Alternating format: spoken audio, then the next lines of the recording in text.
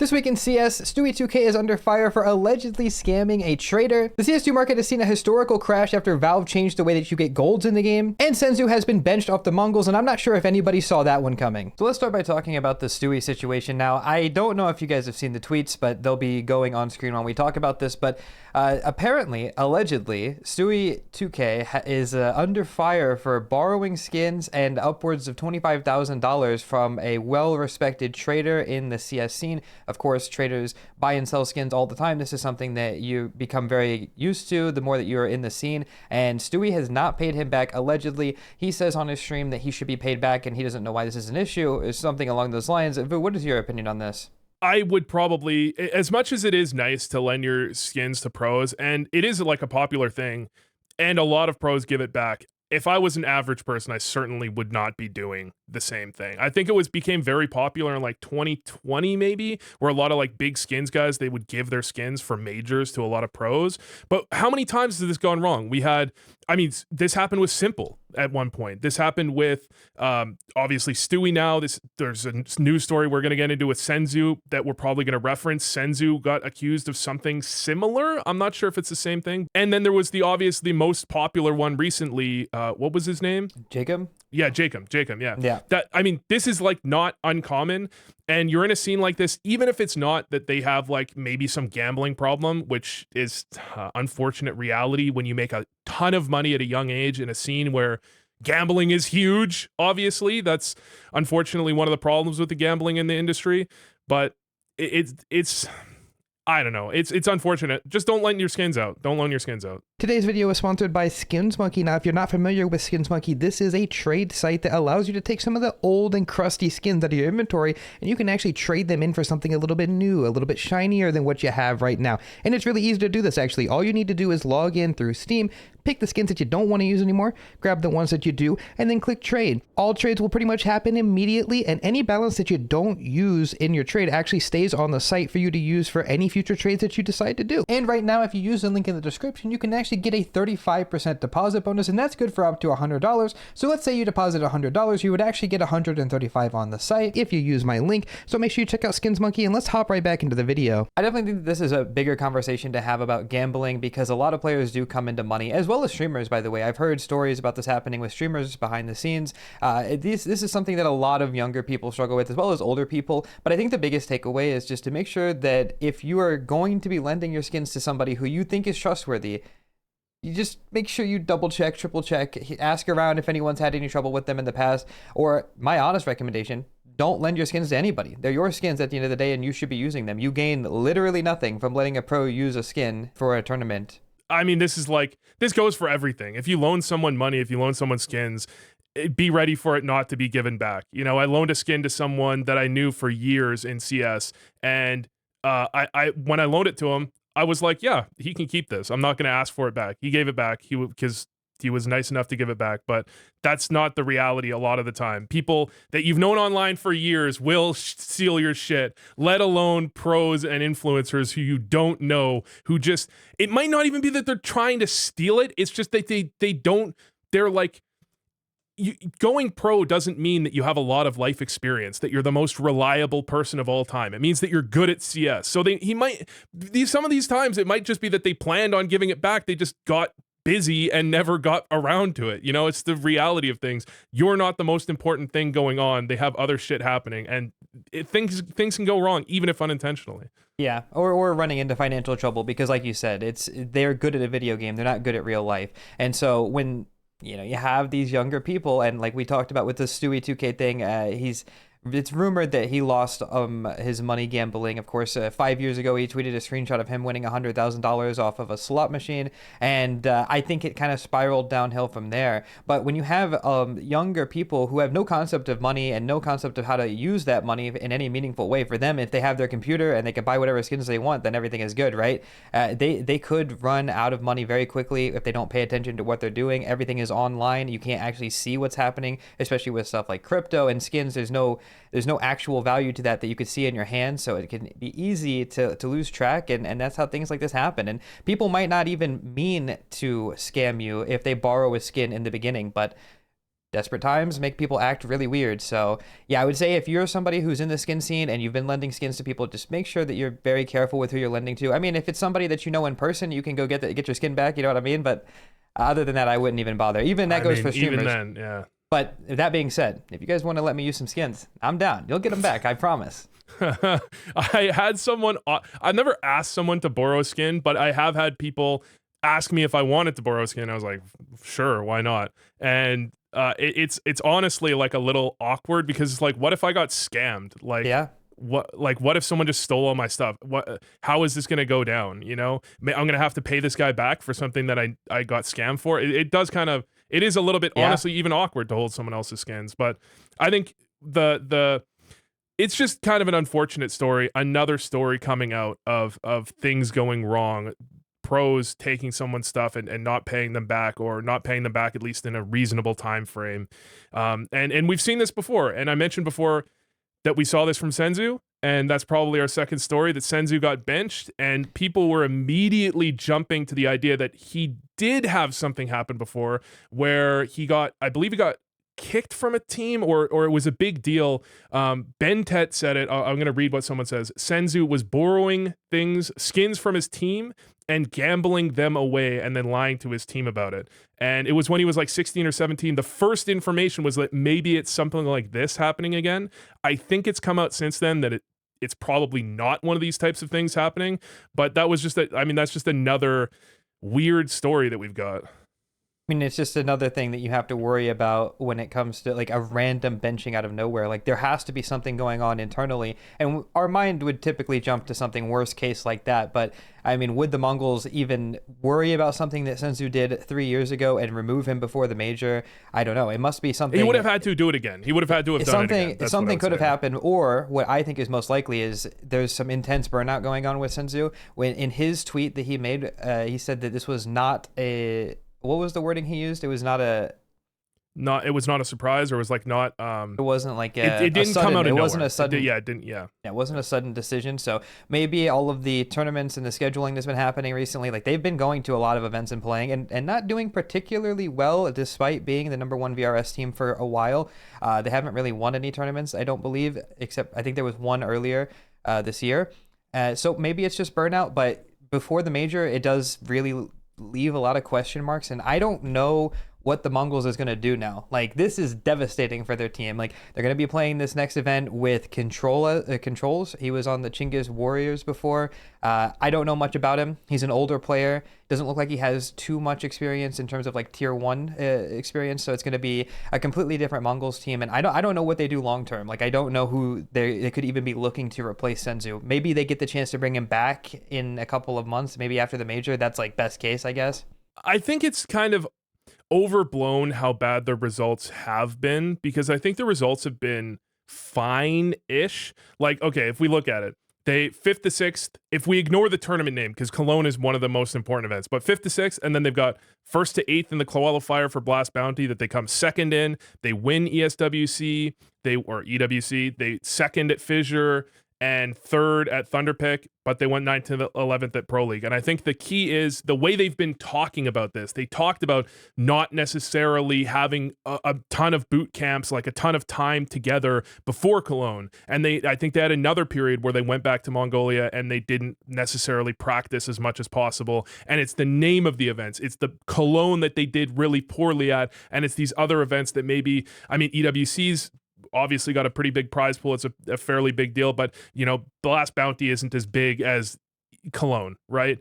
And I think you're right. I think it does look like it's probably a burnout problem, that maybe the reality was they went back and they would have liked maybe to stay in Europe and practice more. They would have liked to practice at least a bit when they were back home, but that Senzu was really having troubles being on the road so much, practicing so much, and he needed more time off. And they just decided that you know, they wanted to do a boot camp maybe before the major, and he just said maybe he couldn't do it, you know, maybe something like that. I think that's, in my mind, the most realistic possibility. And honestly, it wouldn't be the first time that we've had examples of burnout happen in the tier 1 scene. It's actually way more common than people would like to admit. A lot of people just downplay it, and it starts to build up over time. But I mean, if it is the case that Senzu's taking time for burnout reasons, then, you know, that's credit to him for being able to recognize that and take care of his mental health. And, I hope that everything gets better. If it's for something that happened behind the scenes, that's probably not good. I hope the Mongols are able to recover as a team and figure out who they're going to go for their fifth. By the way, do you think no cries to Mongols is a good move, or do you think that's just like low level Twitter troll activity? It is purely low-level Twitter troll activity. The team has said before, and the one thing that I give them credit for, they have said, other teams in Mongolia have a lot of talent. It's not the firepower that's the problem, and I think they're being a little too humble at times, but I believe them when they suggest that the firepower in other teams isn't that weak. It's that they've said, and I swear they've said this, it's long ago, but they talked about they don't have great coaches, they don't have great IGLs, they don't have the system that we have in place. Yeah. And that's why I trust the Mongols at least a little bit, that they said when this wasn't on the table, they already think there is plenty of talent in Mongolia. I think it's going to be very hard to replace Senzu, but I think they certainly can get a player that is proven and has a lot of upside. And no cries, maybe he's got some upside, but yeah, it's pure trolling. Yeah, it's definitely troll from me. I'm not gonna lie. I had to take the Twitter likes the day that announcement came out. Yeah, though I didn't have a choice, but. It's been a really exciting week of Counter-Strike, to be honest. I don't think we've ever had this much news happen before. I mean, we've got the Stewie scamming stuff, potentially, allegedly. We have Senzu getting benched off of a top 5 team. And, of course, Valve made a change to the way that the skin economy works completely, and it just tanked everything. Personally, I lost about $15,000 in all of this. I'm not, I'll go on the record and say that it's not a good time for my bank account. So maybe we'll be making more videos together. You know what I mean? But yeah, I mean, what do you think about this? It's been very up in the air. I know a lot of people have some negative opinions about skins. I think you're in that community. Well, the funny thing is, I remember I did have a pretty big inventory. I had an Op Prince, I had Spearmint gloves, I had quite a bit. And I thought to myself, like, if CS is doing well, then probably I'm doing well. So I'm going to be making money. But if CS is doing bad, then I'm probably doing bad, so I'm probably not going to be making money, in which case the skins are also going down. So I thought to myself, like, why not invest in other things so that, like, if CS goes bad, maybe those are still going up, or if CS is going well, then, I'm not, like, double dipping on the same investment idea. And realistically, that's probably been a bad investment strategy, because if I'd put all my money in skins when I started having money, I would have made a lot more. But at this moment, feels pretty genius. Yeah.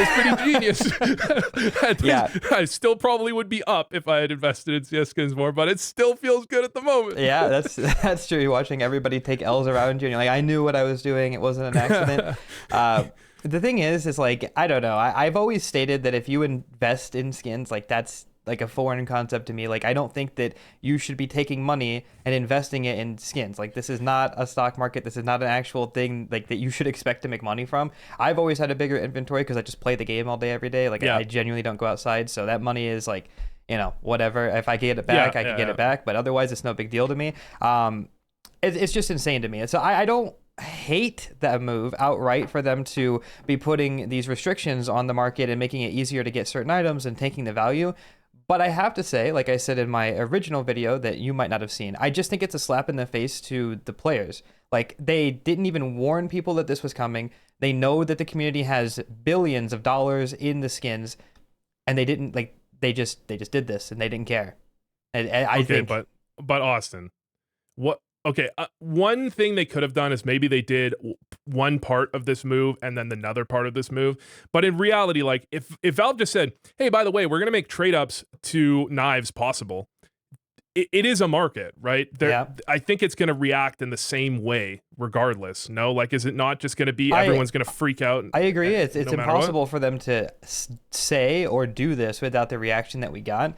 But I just can't believe that they did it. You know what I mean? Like, because they know the repercussions. Like, they know what's going to happen. But maybe they know more than I do. Of course, it's not been, like, devastating. Like, for some reason, the skin market is going back up over the last couple of days since the update happened. So I guess we'll see. I mean, I'm not a skins guy. That doesn't surprise me that much. I mean, yeah, I'm not a skins guy either. But the fact that, like, I saw someone do the math. And if every red if every red in existence got traded up to a gold, that it would only double the number of knives in the circulation, which is a lot, but at the same time, it's like, that isn't as bad as tanking by 80% Yeah. the value of a knife, right? Like that's, but I think what it is it's the trust and the faith in Valve that is like, okay, like they're so hands off usually. Now we're looking at Valve, maybe they will make changes. Maybe some of that trust is a little bit diminished. Yeah. The funny thing is, I went to hockey the same day this happened because I'm a Canadian, and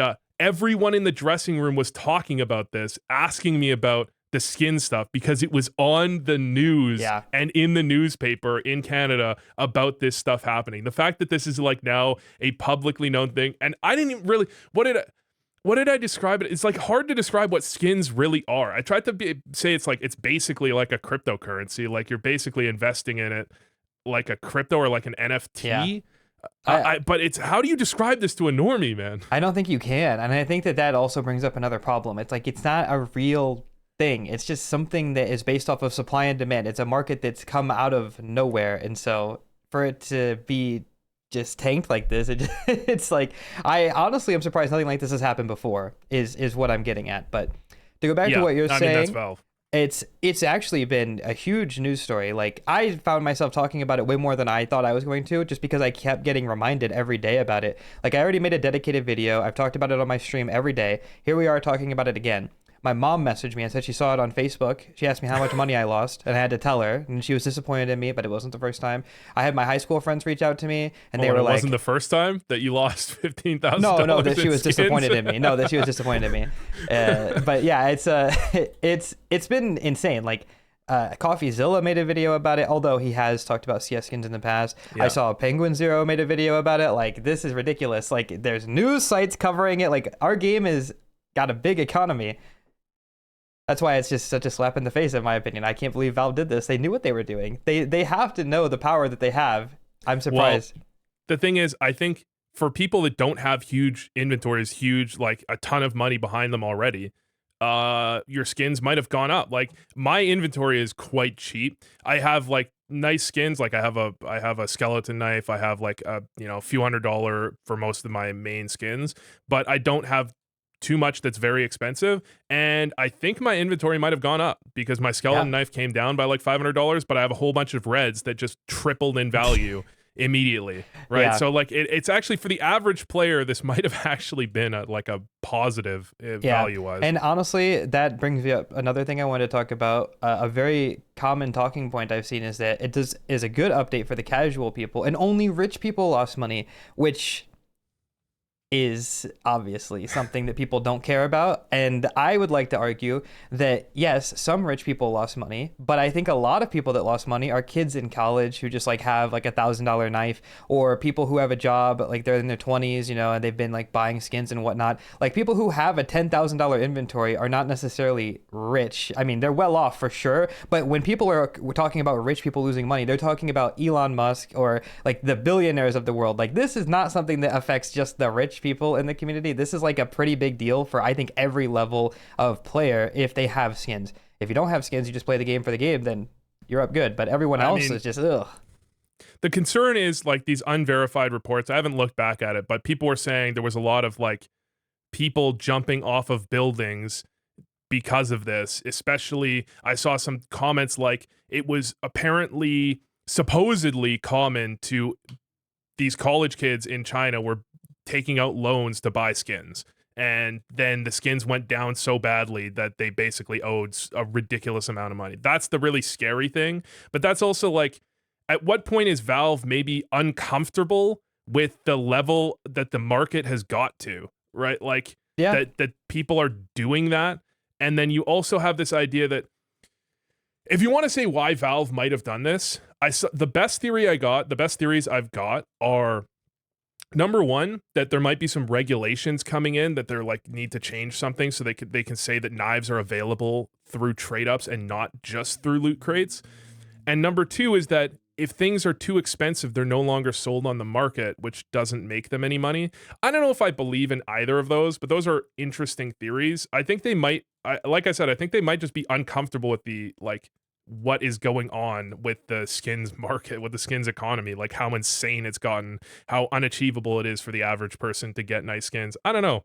Do you have any theories on why they did this? Like, is this did come out of nowhere?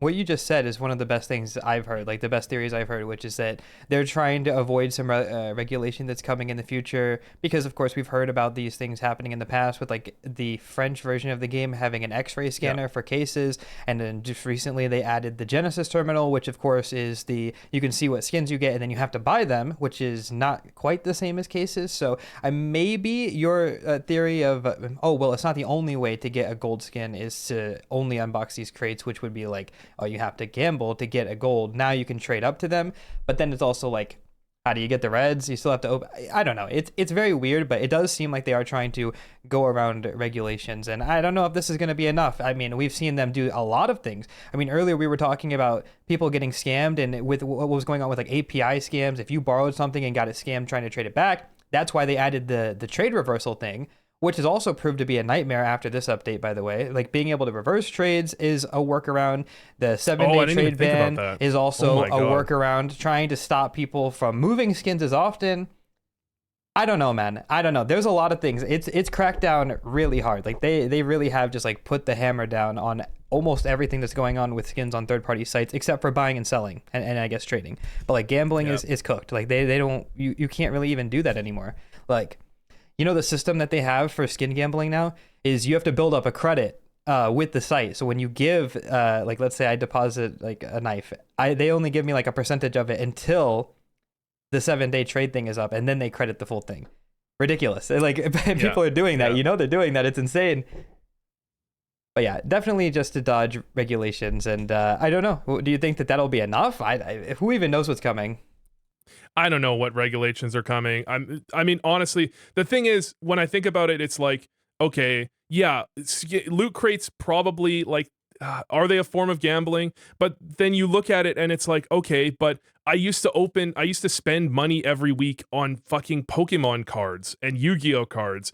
Is that not gambling? Like, at what point are we drawing the line? Because to me, that is just the same as skins. And that's where I kind of like start to question where the problematic things are or should be. Because yeah, I mean, if you look at opening card packs as gambling, then so are loot crates, and so that then they should be regulated in some way, right?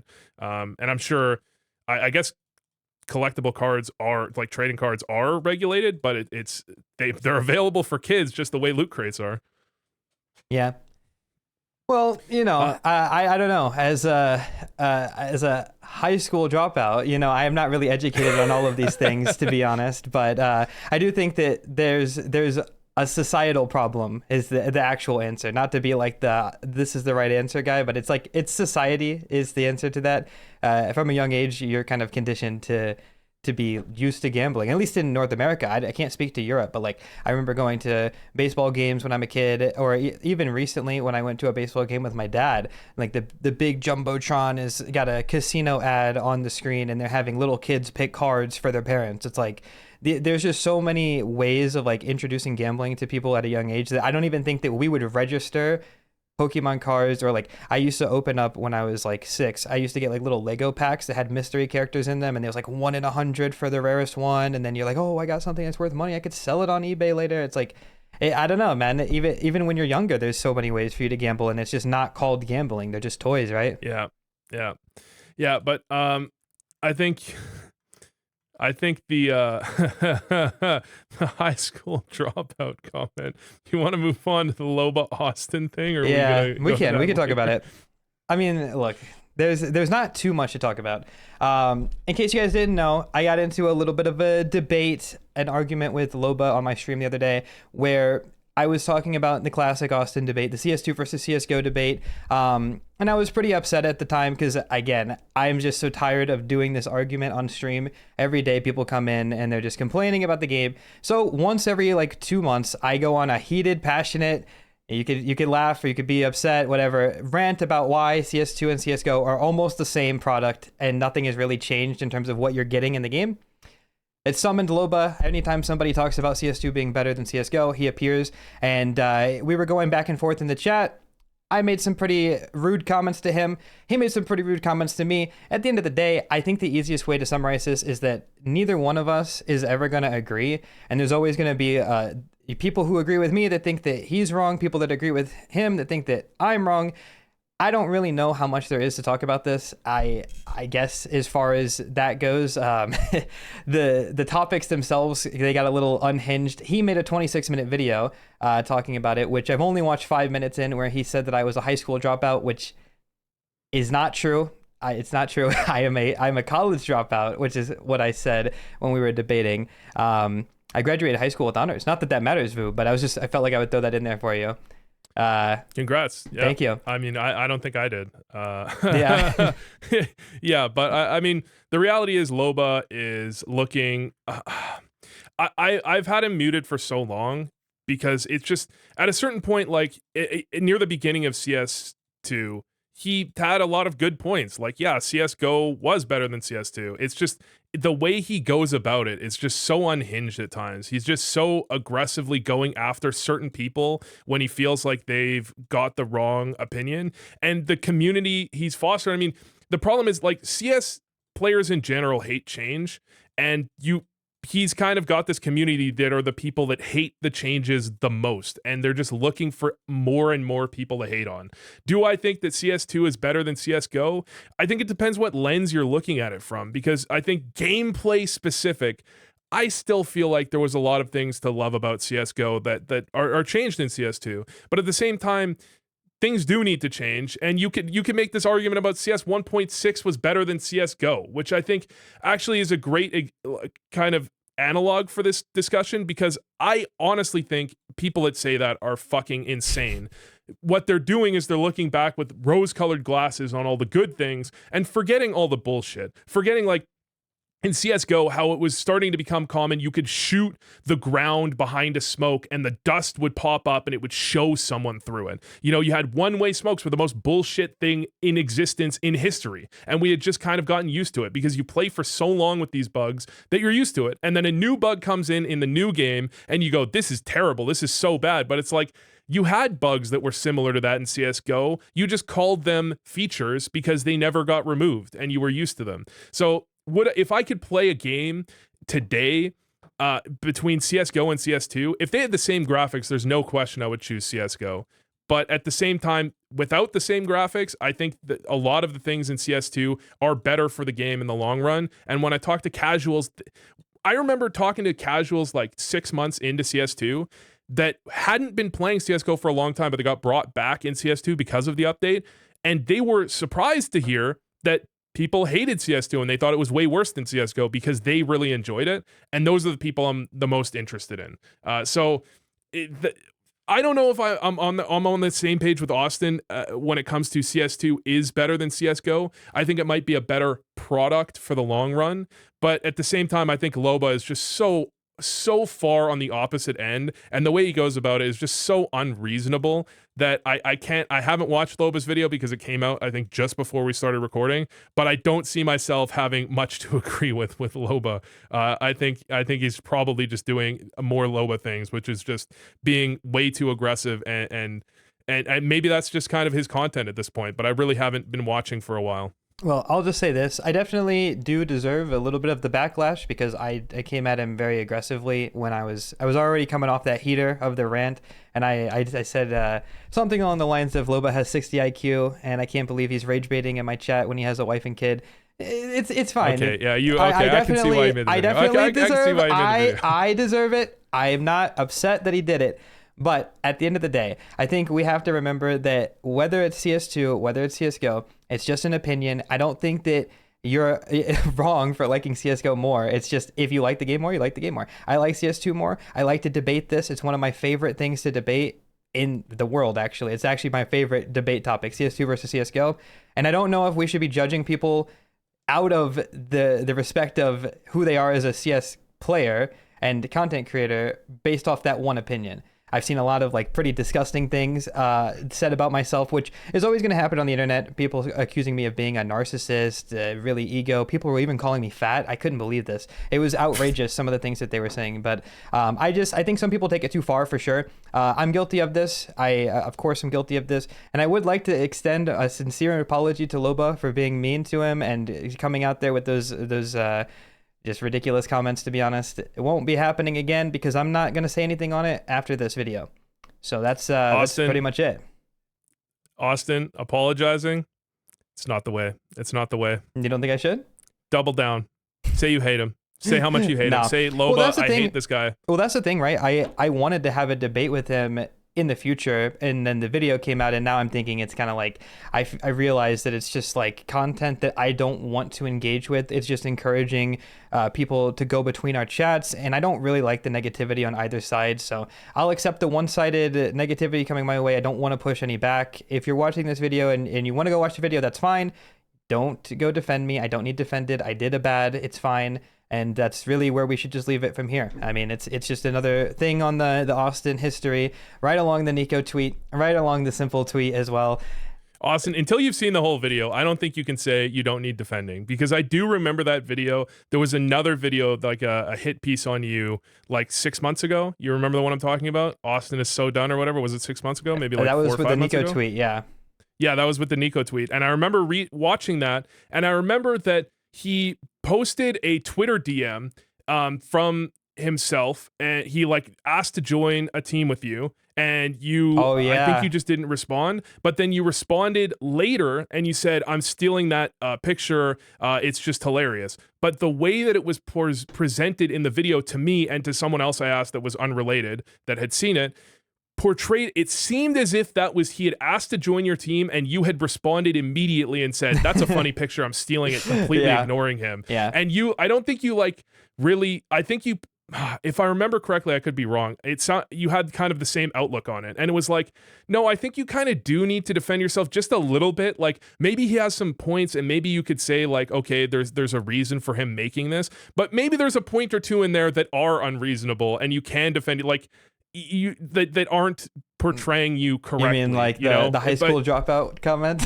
Yes. So I think there maybe could be a couple things if you watch the video where you're like, yeah, that's just wrong. The thing is, maybe you don't need people in there hating and just like getting in arguments and stuff, but I think you don't defend yourself enough sometimes, bro. There's no need. His community and our communities, I have almost no overlap at all. So to them, it doesn't matter who I am if I correct one or two things versus if I make it a video about it and just like fully break down everything, then it's just going to extend it for longer. So we just put the views, Austin. I don't do this for the views, man. I don't do this for the views at all. It's just because I love CS at the end of the day, which is why I always am optimistic on everything, which is again why I like CS2 more. I'm just optimistic. Maybe that's like part of the brainworms that I have. I'm not sure. Yeah, I think you are a little too optimistic.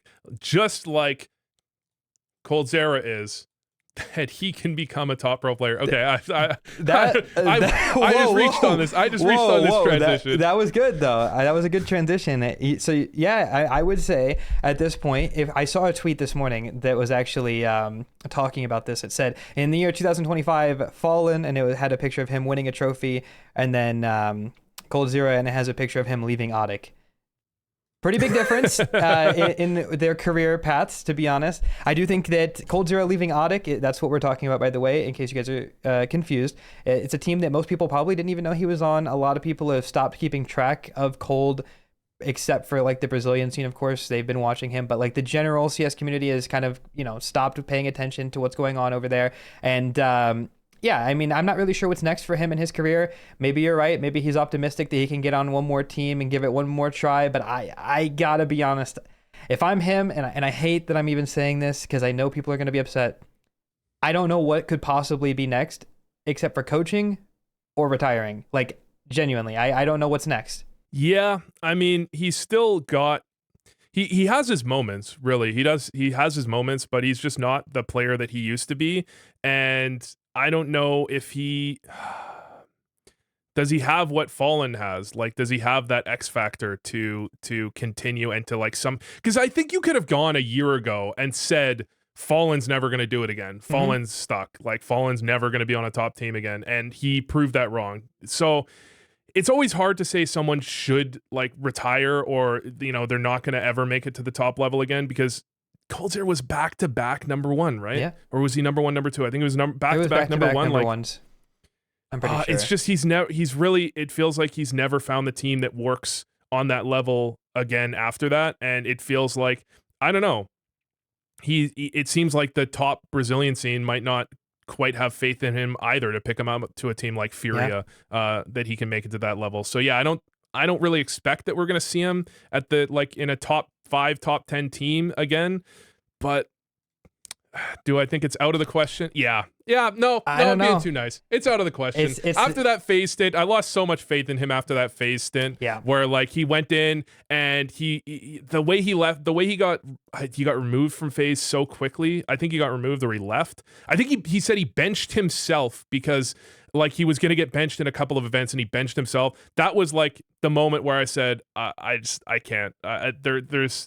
This is not the player that I like watching, that I like to support. And I'll say this to everybody who's probably like, what are you talking about? It's coldzera. Why do you think that he's not good enough to compete anymore? I do think he's good enough to compete. I just watched him play at a Philadelphia. I stood behind him and watched him. He's still insane. But whether or not he's talented enough to still play at a top 10 team level, it's not really the question. It's the consistency and the ability to actually join a team if anybody wants to take that risk on him. And I think that, to be honest, I don't see it coming, which is why I'm curious if it's the end of the road or if he's going to take up coaching. I mean, I don't know. But speaking of taking up coaching, that's actually what we just saw Azure do with Flyquest. Of course, if you don't remember, Azure used to play on Renegades back in the day as their IGL. And then last year he was playing with a team called Talon. I think that's what their name was, Talon, and they went to the RMR and almost made the major.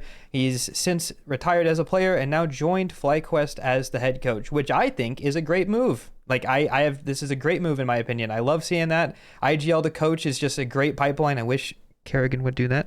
I think it just makes sense. I mean, I'm excited to see Flyquest play with this. Yeah, I think it can be tough for some people. Because there's also different styles of IGLing. Like some IGLs, I think you can build a system around them and then they can make the calls in the game really effectively versus someone that can build a system. Because obviously when you're a coach, you have like 3 timeouts per game, maybe your opponent's timeout as well. You don't have very many opportunities to talk. So it might not always be the perfect transition based on the type of IGL that they are, but I still think it's generally going to be good. I think most IGLs are going to make a pretty good impact in the coaching role. It's just a few maybe exceptions that are going to struggle. Is he going to be the best coach ever? I think that requires a slightly different skill set, but is he going to be a good coach? I think an IGL is most likely going to make a pretty good coaching transition, and it made so much sense for both parties, like not just Azure to move to coaching, but for Flyquest to make a change like that to get him in as the coach, to look for another pickup. I think it makes sense from all sides. I'm actually really looking forward to this. The problem is that how many times have people, and me included, said this looks like a pretty good move for Flyquest, this is a good move, or this is like the smart choice, and it doesn't materialize into anything impressive. I mean, they've been a decent upset team the last year. I mean, I think they're good for 1 or 2 every event. Maybe this is something that could push them over the edge. Maybe borderline top 15 team consistently. I think so. Yeah, I mean, I think that's what I was looking at them with their last change. Like, I think that they could be a top 15 team if things go well, but things have to go well, and they haven't gone well yet. But I think I want Flyquest to do well. I think it's a region that it's nice when they do well. You know, I think it's a region you want to perform. Yeah, at the a high level. boys. Yeah, the boys. Yeah. And it's sad to see Australia kind of almost like North America. It's like at this point where it's just like they have some hope, but there's just so little hope for so long. Like eventually it just feels like the scene is inevitably going to collapse if they can't, put something together in reality instead of just on paper, Yeah. Well, I mean, I pretty much agree with you. So on that note, we have the CS2 market collapse, just like 2008 for gamers. We have Stewie2K, maybe Stewie25K now. And of course, Senzu has been benched on the Mongolz. And that's just been this week in Counter-Strike. Starbucks 25K.